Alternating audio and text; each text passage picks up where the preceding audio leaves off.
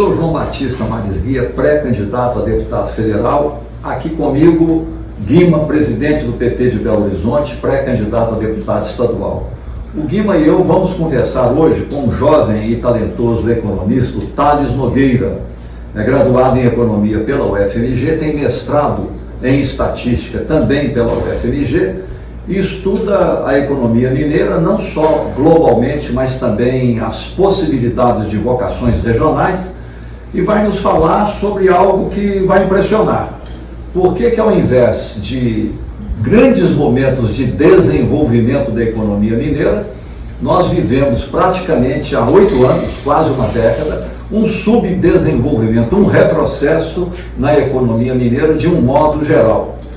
Nós estamos aqui em um dos estúdios da A2M, que é uma produtora cultural e incubadora cultural, liderada pelo empresário Alex Andrade, um empresário de tipo diferente. O Alex Andrade é um humanista, ele está em pleno desenvolvimento com a sua empresa, um investimento todo ele com recursos próprios. Aqui vão ser 19 estúdios e ele ajuda muito jovens que têm algum talento, mesmo que não tenham ainda isso desenvolvido. Ele os descobre nas periferias, nas vilas e favelas, retira diversos jovens do narcotráfico, envolvidos em quadrilhas do narcotráfico, os traz aqui e deles faz músicos, inclusive muitos deles de grande sucesso. É um trabalho memorável, humanista, de prática de direitos humanos, é um exemplo de empresário que tem um nobre sentimento de justiça, um espírito elevado, é um democrata. A democracia brasileira precisa de democratas assim, a democracia brasileira precisa de empresários assim, e ele nos cedeu esse estúdio, de modo que nós queremos agradecer a ele, homenageá-lo, a todos os seus parceiros por esse acolhimento. Thales, você vai nos falar sobre economia mineira. Por que estamos praticamente há 8 anos vivenciando e os mineiros sentindo um retrocesso econômico, seja na capital, na região metropolitana e também nos interiores, levando em conta que o famoso agronegócio, que o ex-governador Zema, a respeito dele, tanto falava, ele é impulsionado e financiado somente pelo governo federal, que é o Plano Safra, integralmente sustentado pelo Banco do Brasil, que é um banco público federal, assim como o Seguro Rural. E também a agricultura familiar é toda ela sustentada com a espécie do Plano Safra, que é o Pronaf, para a agricultura familiar, que chegou a quase 80 bilhões de crédito para o agricultor familiar, que permaneceu invisível aos olhos turvos do governo do senhor Romeu Zema. O que está acontecendo com a economia mineira e como é que vamos sair disso? João, é um prazer falar com você, com o nosso companheiro Guima, nosso presidente do PT Belo Horizonte, você que é um quadro histórico também da nossa esquerda mineira. Minas Gerais vive de ciclos, né? Todas as últimas décadas, Minas Gerais viveu muito propensa a momentos muito conjunturais e não estruturais. Conjunturais porque foram períodos em que nós tivemos booms das commodities, né, os chamados produtos primários, né, que a gente vive basicamente de exportação desses produtos para o mundo, sobretudo como você bem citou, de bens agrícolas e da mineração, dos minérios, né, que dá até o nome ao nosso belíssimo estado. E a gente, né, na crise da última década, Minas Gerais passou por um problema gravíssimo, porque quanto mais você depende de apenas 2 setores extremamente primários e extremamente ligados ao setor externo... Você fala da mineração e do agronegócio. Você, evidentemente, sofre mais quando o mundo não está num bom momento.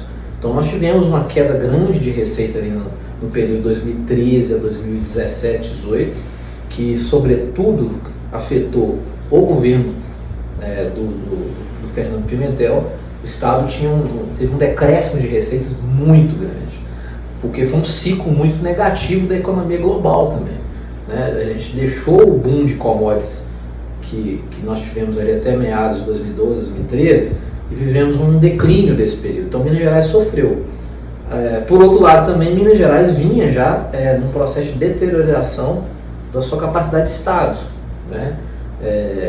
Você valorizar parte do serviço público em detrimento dos outros, né? E isso eu cito sempre o emblemático caso do reajuste dos servidores da segurança pública em 2014, do Anastasia, que reajustou o salário da Polícia Militar em 100%. Isso o Fernando Pimentel pegou como uma bomba, porque não tinha muito... A receita em queda, a economia mineira num momento muito ruim. E ainda, naquele mesmo período, a despesa aumentando sobremaneira, isso gerou um descompasso muito grande e afetou muito o governo Pimentel, né? Tanto a capacidade de planejamento, porque o orçamento do Estado estava extremamente afetado e você não tinha uma capacidade de investimento até para tentar, de alguma forma, criar um planejamento central para diversificar a economia mineira, que eu acho que é o nosso grande drama. A propósito, na transição do governo Anastasia ao governo Pimentel, parece que o governador Anastasia, embora tenha aplicado produtivamente em infraestruturas o endividamento do Estado, mas o endividamento do Estado no período Anastasia, 2011-2014, foi muito alto, chegou a algo em torno de 100 bilhões de reais, com 3 grandes contratos de empréstimos bancários internacionais. Repito, aplicados produtivamente em investimentos de infraestrutura, mas muita coisa em pouco tempo, e deixando um legado que é uma dívida enorme. Sim. A gente tem que sempre separar a conjuntura da estrutura, né? Minas Gerais viveu esse período de uma conjuntura muito ruim, que inclusive internacional e nacional. O governo Dilma também sofreu um bom período desse declínio da economia, do boom de commodities que se reverteu. Mas vamos falar claro, eu sou do PT, mas não posso colocar a peneira para tapar o sol. Também no segundo governo Dilma, que perdeu muito em qualidade comparativamente com o primeiro governo Dilma, nós tivemos ao lado do declínio das commodities, por outro lado, internamente, a produção ideológica de uma visão de desenvolvimentismo, com aqueles grandes campeões nacionais e, ao mesmo tempo, também o controle de preços internos, de energia, de preço de plano de saúde e de uma série de coisas que complicou demais a própria economia, ao ponto do último trimestre de 2014 e o ano de 2015 e 2016, o Brasil ter entrado numa recessão. Então é preciso reconhecer, em louvor da verdade, que tudo isso também compôs um quadro que coincidiu com o período do governo Pimentel. A queda das commodities no plano internacional, mas também uma recessão interna produzida não apenas pela queda das commodities, mas pelos erros de condução de política econômica do segundo governo Dilma. Esse é um tema que nós debatemos já a nível de partido, etc. E eu acho que, né, já está bem exaurido. Eu sempre cito uma série de artigos que o nosso ex-ministro, pré-candidato ao governo de São Paulo, Fernando Haddad, produziu na revista Piauí, onde ele faz essa crítica do período Dilma.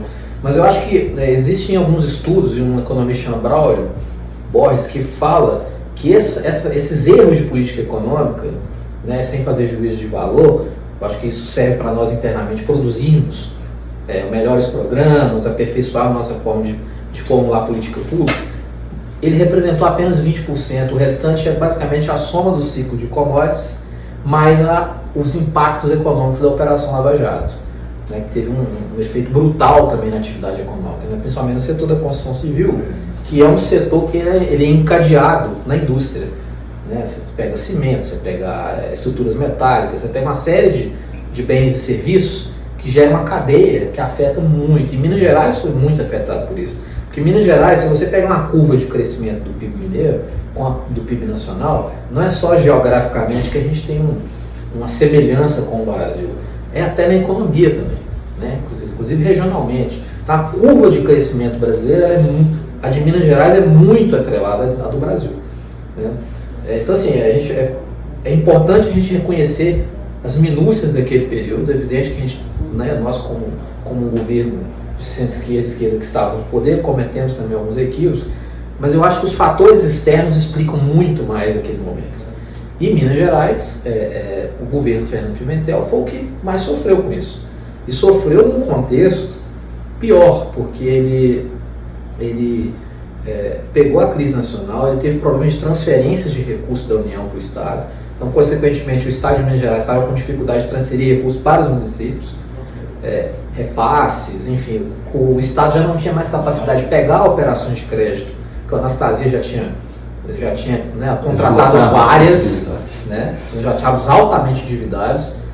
São dívidas que têm que ser aprovadas pelo Senado, pelo Tesouro Nacional. Minas Gerais já não tinha capacidade, a chamada capacidade de endividamento e a capacidade de pagamento para contratar novos empréstimos.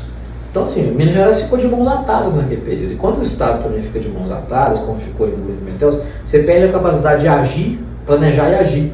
Planejar, por exemplo, planos de diversificação econômica, o Estado como um indutor do desenvolvimento regional.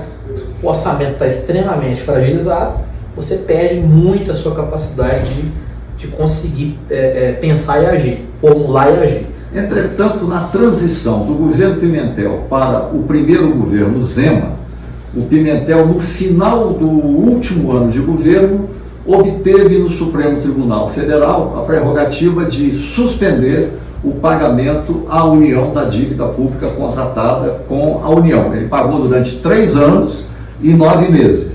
Os 3 últimos meses não pagou e o então sucessor, Romeu Zema, ficou 7 anos sem pagar o principal e os juros da dívida pública, que passou de mais ou menos 106 bilhões, se me corrija, para 224 bilhões.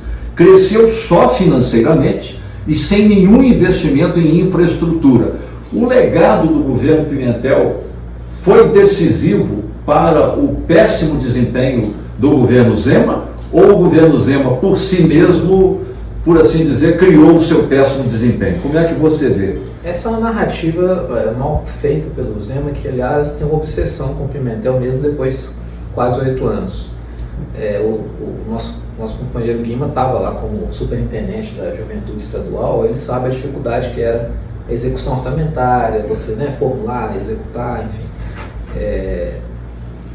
Mas o grande legado da gestão Pimentel, que eu acho que o ex-secretário da Fazenda, Zé Afonso Bicário, professor da FMG, da Economia da FMG aposentado, e o nosso procurador-geral do Estado, Marco Antônio Rezende, ajudaram o quê? A conquistar essa liminar no STF, que suspendeu o pagamento da dívida. A questão é que eles conseguiram isso apenas no final do governo.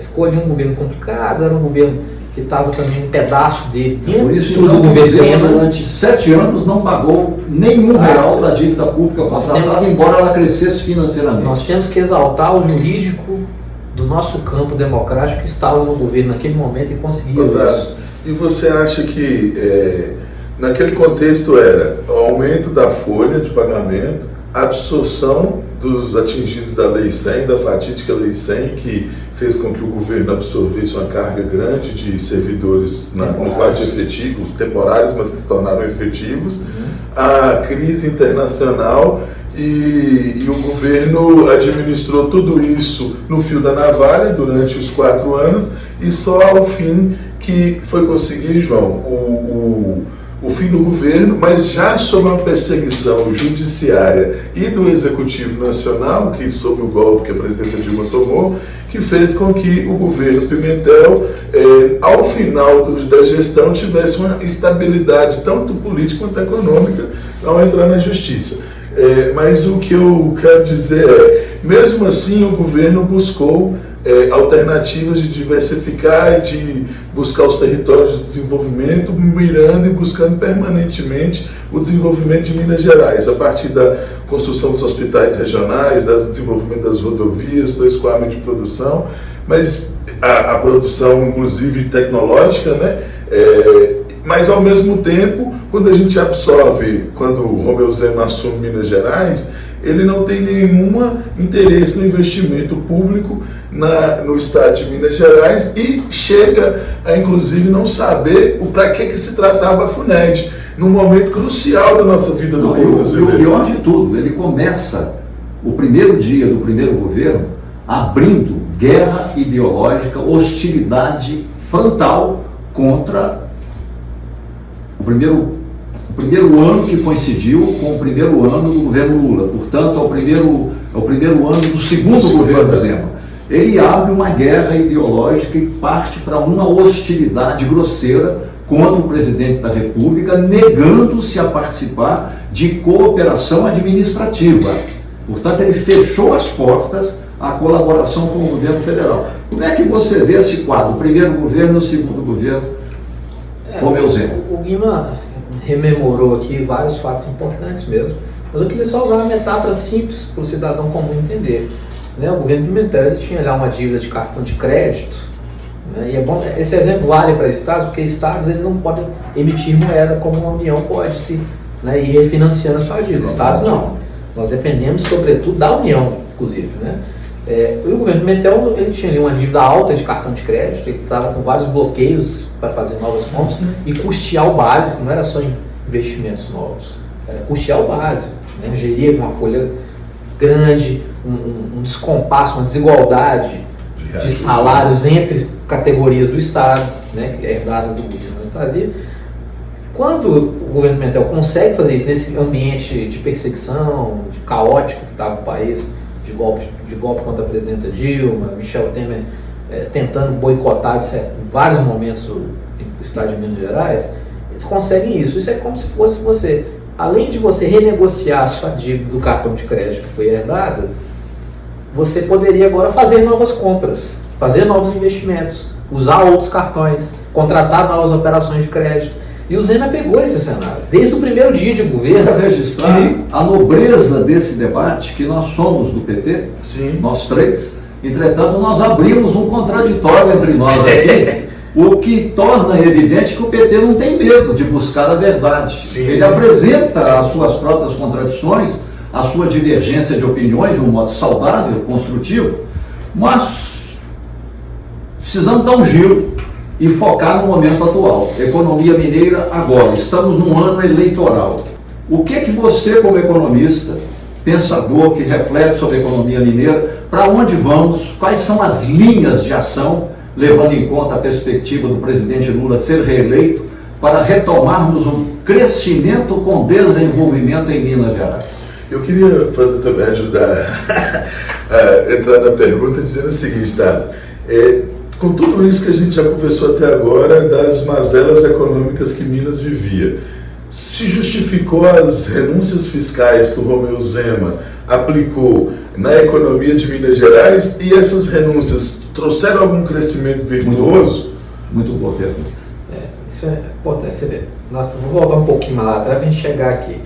Então nós chegamos no final do governo Pimentel, a crise era o quê? A grande desgaste era a parcelamento de salários dos servidores. Isso. E não repasse de municípios. Aos municípios. Isso. Estou voltando a esse tempo, porque o governo Zema usufruiu disso já no primeiro mês de governo, ele já começou a criar caixas com a suspensão da dívida para retomar tudo isso. Sim.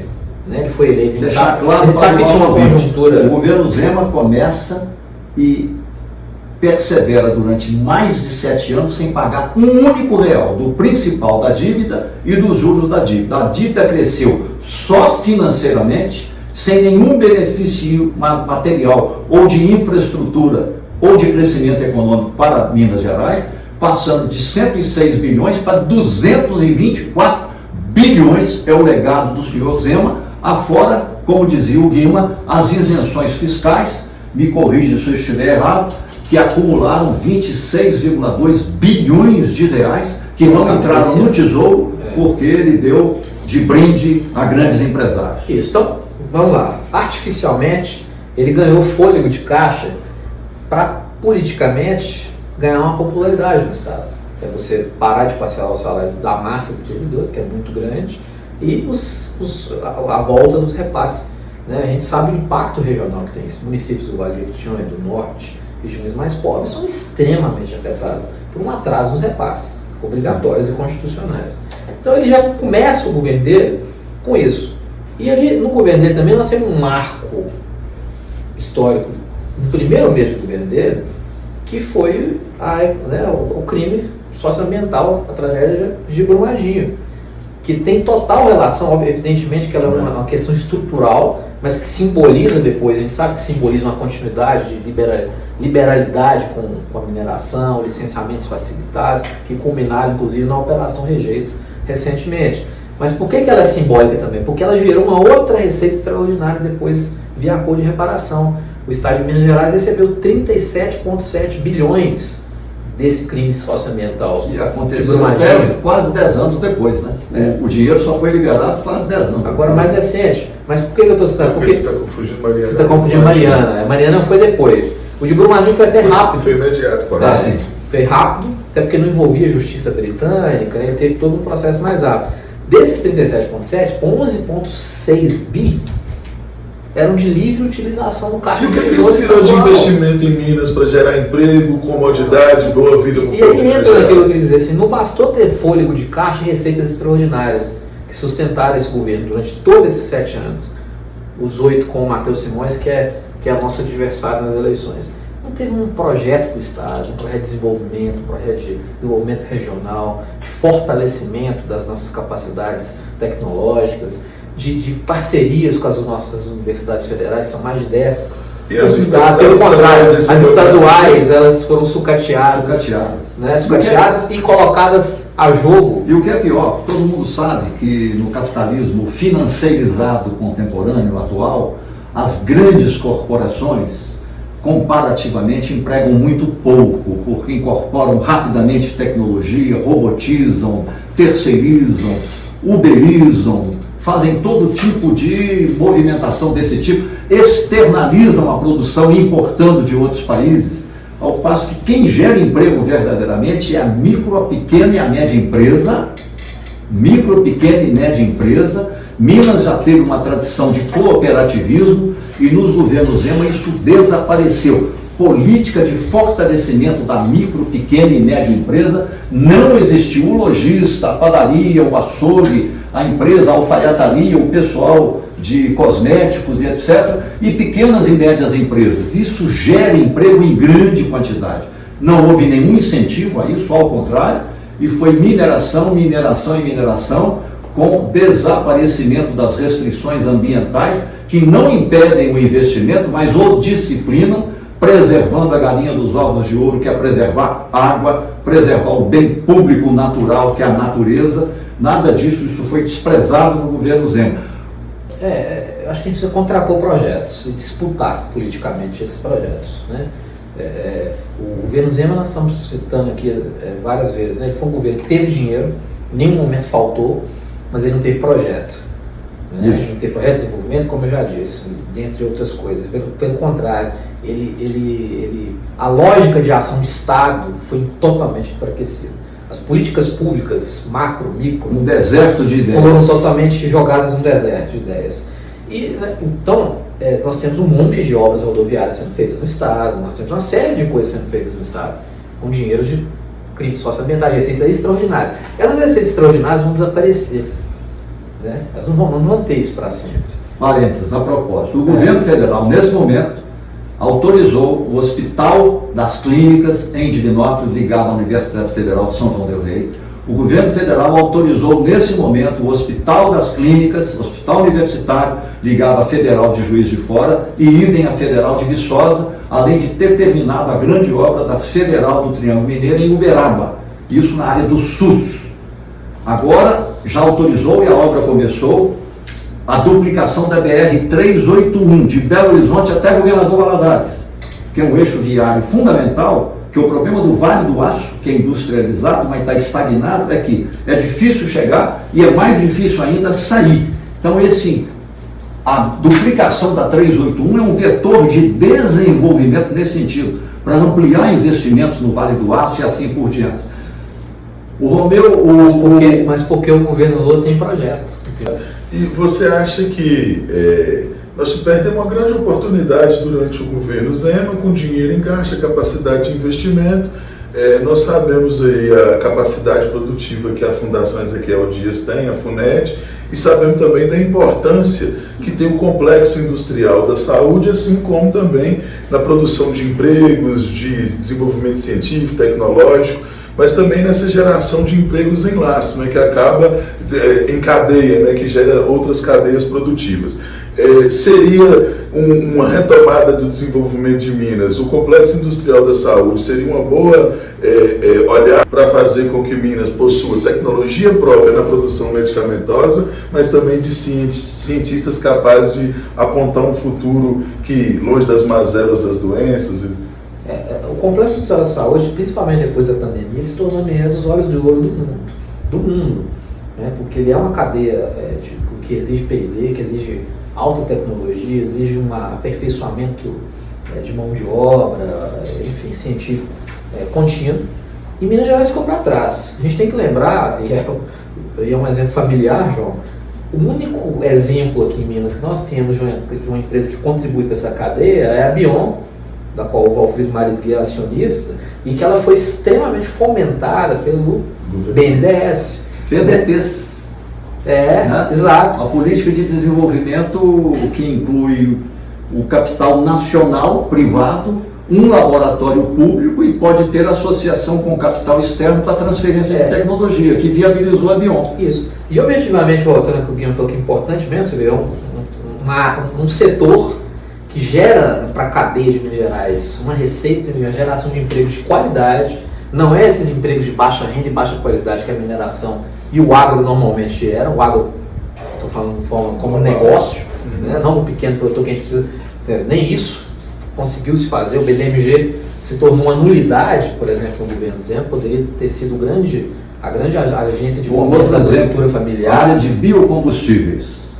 O êxito pleno do biocombustível, o álcool vindo da cana, e agora a perspectiva é em Minas Gerais, uma palmeira que é natural ali na planície do Médio São Francisco, para a substituição de derivados do petróleo. Em Minas Gerais poder se transformar num líder nacional de produção de biocombustíveis, inclusive substituindo o diesel que vem do petróleo pelo diesel biológico, por assim dizer. Então há perspectivas, transição energética, aliás, o ministro Alexandre da Silveira tem falado muito nisso, junto com o pessoal do meio ambiente, a acelerar no Brasil a transição energética, a substituição de derivados do petróleo através dos biocombustíveis, com nova geração de biocombustíveis. Como também em Minas já há experimento inicial na área de Jaraúba de produção de fertilizante biológico, que nós hoje somos dependentes e importamos 6 bilhões de dólares da Rússia de fertilizantes com subsídio, isenção de tributo para o agronegócio. Então, Minas, além das agroindústrias, né, que nós poderemos produzir em toda Minas Gerais, evitando exportar café em grão, a soja em grão e coisas desse tipo in natura, sem acrescentar valor, assim como o aço. Aço não é tanto perspectiva que a China produz 1 bilhão e 200 milhões de toneladas e o Brasil hoje produz 30 milhões de toneladas de aço. Vejam vocês a quantidade de potencialidades que nós citamos de Minas Gerais, e tem muitas outras, e que nós perdemos o timing, né, ficamos num vácuo, né, exatamente por essa ideologia tacanha de uma visão de Estado que é quanto menos Estado melhor, até um pouco caricata, né, que nós vimos nos exemplos da história, e volto a citar a pandemia, porque a pandemia foi um marco. Até os países que já não tinham mais nenhuma perspectiva de achar que o Estado tem que ser forte, presente, eles reverteram essa tendência. Então, assim, o Complexo Industrial da Saúde, ele além de tudo, ele é uma questão de soberania. Hoje, a Bion está fornecendo já um tipo de insulina para a cadeia do SUS. Se tiver qualquer problema global, o Brasil hoje pode ser autossuficiente em vários bens e serviços dessa cadeia. E Minas Gerais não produz nem de pirona. Pois é, e nós temos fundação, Ezequiel diz, nós temos uma universidade estadual, nós temos mais de 10 universidades federais, nós temos uma medicina relativamente avançada no Estado. Então, são uma soma de fatores que um projeto para o Estado, de fato... Você falou, 11 universidades federais e seus campi. Nós devemos ter perto aí de 50 institutos federais de ensino tecnológico para jovens, que é uma coisa fundamental. Onde há capital humano? E matéria-prima para produzir qualquer coisa. Para produzir qualquer coisa. Onde há capital humano, jovem, com formação tecnológica, o capital chega. Então falta mesmo interesse. O essencial é a força das ideias que o governo federal tem. Projeto para o Brasil. Tinha que sair dessa, que é uma coisa que prende o país, e se a gente pegar os grandes pensadores brasileiros, um dos que eu mais gosto é o Celso Furtado, brilhante pensador brasileiro, economista, é que a gente é muito preso na conjuntura, a gente não consegue pensar estruturalmente. Né? Eu penso que um projeto do governador seria esse, seria assim, não olhar só para a conjuntura, que é ruim mesmo, nós vamos herdar, mais uma vez, uma situação de finanças públicas precárias, porque as receitas extraordinárias vão acabar, as renúncias fiscais, como o Guima bem lembrou, tem que ser totalmente revistas, e hoje sequer é obedecida a lei de acesso à informação, porque nenhum deputado da nossa base conseguiu acesso aos dados, quais empresas estão sendo beneficiadas por essa renúncia, no momento em que o nosso ex-ministro Fernando Haddad disponibilizou todos os dados de renúncias fiscais do Ministério Federais.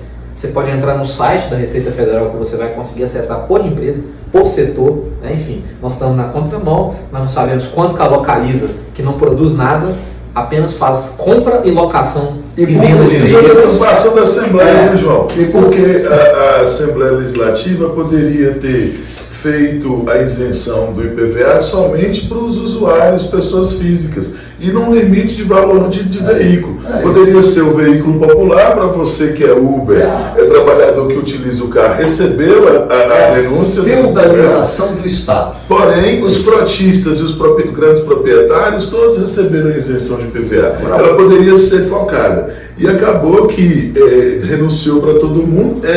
Um poço sem fundo, ninguém sabe para quem recebeu, na contramão dos governos do PT, que criou a lei de transparência dos dados e dos gastos públicos e que tornou isso cada vez um ambiente muito mais. Lembrando que nós estamos com o tempo encerrado, em louvor à ideia de projeto que o Brasil abandonou. Você falou em Celso Furtado, ele foi um intelectual que ajudou a pensar o Brasil a partir da ideia de projeto. Mas em louvor da ideia de projeto, louvor a um mineiro de Diamantina, Juscelino Kubitschek, que tinha um projeto para o Brasil, criou Brasília, criou o plano de metas, 50 anos em 5, desenvolveu o país, encantou o país. Isso nos faz falta, esse fascínio pelo desenvolvimento, a ideia de projeto. Grato a vocês pela atenção, Thales, muito grato pela participação. Guima, pré-candidato a deputado estadual, será nosso grande líder na Assembleia Legislativa. Até um próximo encontro nosso. Olha, eu não tenho dúvida, viu, Thales, João, você também vai contribuir bastante na Câmara Federal para que Minas Gerais retome o caminho do desenvolvimento, e também não tenho dúvidas que Minas Gerais tem uma grande oportunidade, porque Minas pode ser a grande China brasileira, porque aqui está um período estacionado de desenvolvimento. Com boas ideias, a gente é capaz de desenvolver o estado de Minas Gerais em diversos setores produtivos, porque Minas, para além do setor do complexo industrial da saúde, mas nós temos também, dentro da própria construção civil, nessas áreas de desenvolvimento que são necessárias para Minas Gerais, gerar bons empregos, uma boa capacidade de distribuição de renda através do melhor programa social, que é o emprego, um emprego bem pago, e fazer com que Minas Gerais tenha um grande círculo virtuoso, porque nós teremos, sem dúvida nenhuma, o presidente Lula à frente do Brasil, com um olhar para o desenvolvimento industrial, para a reindustrialização do Brasil, e um lugar onde precisa de indústria, que é o caso de Minas Gerais, então pode viver um novo ciclo. A indústria da construção pesada, destruída pela Operação Lava Jato aqui no Brasil. Ao invés de identificar, com base em prova, indivíduos que eventualmente tenham cometido crime, criminalizaram até as empresas em prejuízo de todo o Brasil, de toda a economia brasileira, quando nós tínhamos, era reconhecido no mundo inteiro, a mais poderosa indústria da construção pesada no mundo, que era a indústria da construção pesada brasileira. E, aliás, as pioneiras e algumas das mais importantes eram de Minas Gerais. Então, a destruição da indústria da construção pesada também onerou pesadamente a economia mineira, exatamente 2014, 2015. Você vê que a espionagem que sofreu a presidenta Dilma por parte dos Estados Unidos e por parte da indústria internacional, ela cumpriu um papel de crescimento dessa extrema-direita global que vinha para atacar as indústrias nacionais, que atacou de forma poderosa a nossa indústria da construção civil, que era uma das pioneiras do mundo, você bem lembrou, mas também na nossa riqueza mineral. Atacaram de forma forte o pré-sal, né, as riquezas que a presidenta Dilma colocou durante todo o período eleitoral, que investiria em saúde e em educação, ou seja, colocaria o Brasil no futuro, definitivamente, e tudo isso veio por um processo orquestrado globalmente que golpeou democracias para colocar no lugar regimes autoritários. Então essa escalada de crescimento da extrema-direita global, somada ao interesse neoliberal de captura dos bens públicos em detrimento dessas grandes corporações, deram conta de golpear a presidenta Dilma e colocar nas cordas os grandes democratas em torno de grandes políticas públicas. Então esse momento foi difícil, sem dúvida nenhuma. Minas Gerais foi atingida frontalmente porque já vinha da crise econômica, somada a todo esse conjunto de ataques que a extrema-direita orquestrava mundo afora. Então, o momento agora é outro, né? Um momento de retomada da democracia, de reconstrução do Brasil, de reafirmação do projeto democrático de sociedade, de reafirmação do republicanismo.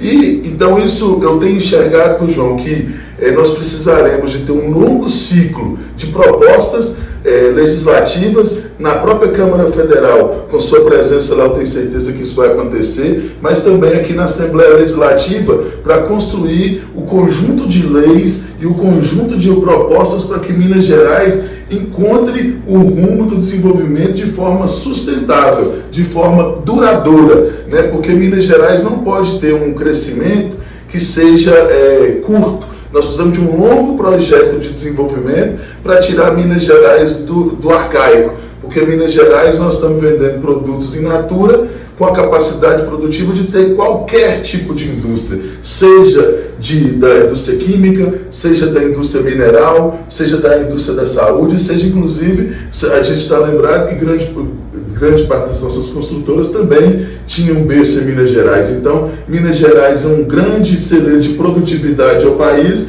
mas que fica estacionada pelas ideias dos seus gestores. Esse último período foi nefasto para Minas Gerais, eu não tenho dúvida. Nós ficamos estacionados, vendo o mundo crescer, o Brasil crescer e com todas as propriedades capazes de crescer aqui. A gente escolheu esse modelo. Esse modelo é privilegiar uma mineração predatória e de baixo retorno social. Pelo contrário, ela gera muitos custos socioambientais e dos amigos do rei, que geram pouquíssimos empregos de qualidade, renúncias fiscais para Localiza e outros, em detrimento disso tudo que o Guima falou. De um projeto que resolve a questão do curto prazo, que a gente precisa tocar o Estado, mas pensa estruturalmente a longo prazo um projeto para Minas Gerais. Meus amigos, o nosso tempo acabou. esgotou.